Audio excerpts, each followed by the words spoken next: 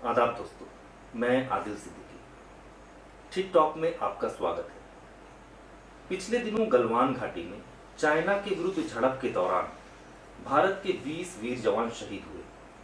वैसे तो पिछले कई महीनों से इस क्षेत्र में तनाव की स्थिति बनी हुई थी, लेकिन अचानक से हुए इस घटना ने न केवल सरकार बल्कि देश के सभी नागरिकों के भीतर चाइना के प्रति भयंकर गुस्सा पैदा किया है। भारतीयों का गुस्सा चाइना के प्रति शायद इससे पहले इतनी कभी नहीं थी। हर भारतीयों के मन में बदले की भावना उत्पन्न हो रही है और अपने स्तर से चाइना को किसी न किसी तरह से नुकसान पहुंचाने की कोशिश की जा रही है, खासकर चाइना निर्मित उत्पादों का बहिष्कार कर। हम सब जानते हैं कि चाइना विश्व बाजार में अपने उत्पादों को बहुत ही चतुराई एवं तरीके से स्थापित कर चुका है और खासकर भारत जैसे विशाल देश में जो आबादी की दृष्टिकोण से चाइना के लिए एक बेहतरीन बाजार माना जा सकता है।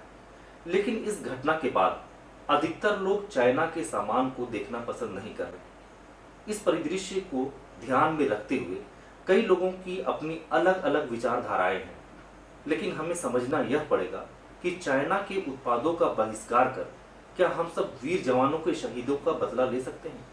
वर्तमान में हम सबों को पूरी बातों को गहराई से समझने की जरूरत है। गलवान घाटी में 15-16 जून को हमारे जवान शहीद हुए और उसके फौरन बाद ही हम सब चाइना के सामानों का बहिष्कार करने के बारे में सोचने लगे। लेकिन हमें समझना यह पड़ेगा कि जो चाइना का सामान भारत में बिक रहा है, क्या वह सामान इस घटना के बाद भारत पहुंचा या फिर इसका आयात महीनों पहले हो चुका था?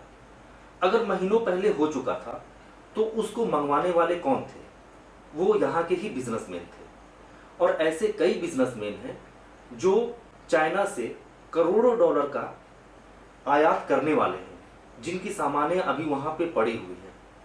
अगर हम चाइनीज सामान का बहिष्कार करते हैं तो कहीं ना कहीं हम अपने ही बिजनेसमैन को यहाँ पे नुकसान पहुँचाने की कोशिश कर रहे हैं।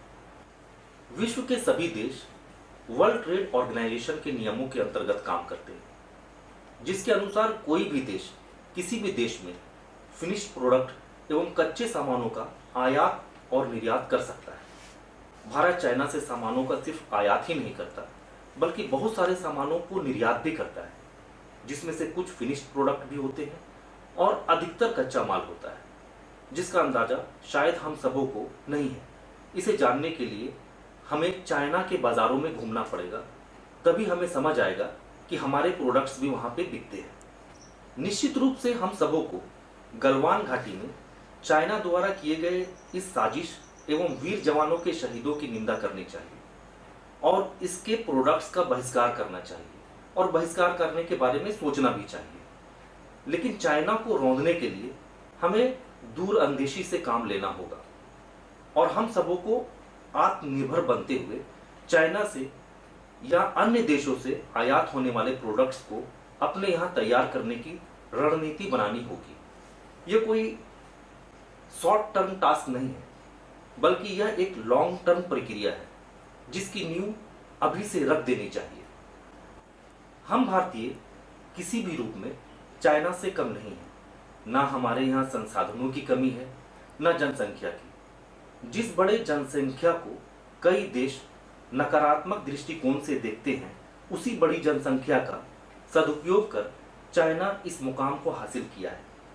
चाइना ने अपने बड़ी आबादी यानी ह्यूमन रिसोर्सेज का इस्तेमाल मैन्युफैक्चरिंग प्रोसेस के लिए बहुत ही उम्दा तरीके से किया, जबकि हम सबको पता है कि हम भारतीयों के अंदर दुनिया के अन्य देशों के नागरिकों की अपेक्षा हर क्षेत्र में काम करने की क्षमता अधिक है। लेकिन हम सबों को जरूरत है उचित दिशा निर्देश की और एक बेहतरीन रणनीति की। हमारे देश में दो फौज मौजूद है। एक फौज सीमाओं की रक्षा कर रहे हैं, जबकि दूसरी फौज स्किल्ड मजदूर के रूप में नौकरियों के लिए भटक रहे हैं। जिस तरह सीमा पर मौजूद हमारे एक फौज दूसरे मुल्कों के 10 फौज के बराबर शक्ति रखते हैं, उसी प्रकार हमारे स्किल्ड मजदूर भी किसी भी देश के मजदूरों की को हर क्षेत्र में मात देने की पूरी सलाहियत रखते हैं। अब समय आ चुका है कि जिस तरह भारतीय फौज सक्षम, अनुशासित एवं शक्तिशाली है, उसी प्रकार हम अपने देश के स्किल्ड मजदूरों को और बेरोजगारों को काम पर लगाकर चाइना को मात दे सकते हैं।